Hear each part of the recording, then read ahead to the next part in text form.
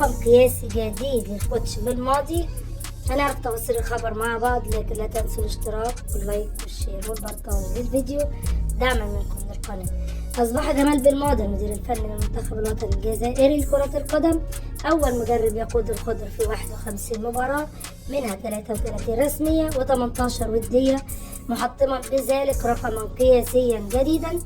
حقق بالماضي أيضا خلال مسيرته المستمرة مع المنتخب الجزائري 34 فوز يعني 67% من مجموع المباريات، و12 تعادل يعني 23% من مجموع المباريات، و5 هزائم فقط يعني بمعدل 10%. سجل المنتخب الجزائري خلال ولاية بالماضي 105 هدف وتلقت شباكه 35 هدف. كما بات بالماضي أطول المدربين عمرا مع كتيبة محاربي الصحراء الذي يقودها منذ 4 سنوات و7 أشهر. وخلال هذه الفترة حقق المنتخب الجزائري سلسلة من 35 مباراة دون خسارة، استمرت من 18 تشرين الثاني 2018 إلى 16 كانون الثاني يناير 2022. طبعا بنتمنى التوفيق للمنتخب الوطني الجزائري مع كوتش بالماضي والنجاح لنجاح.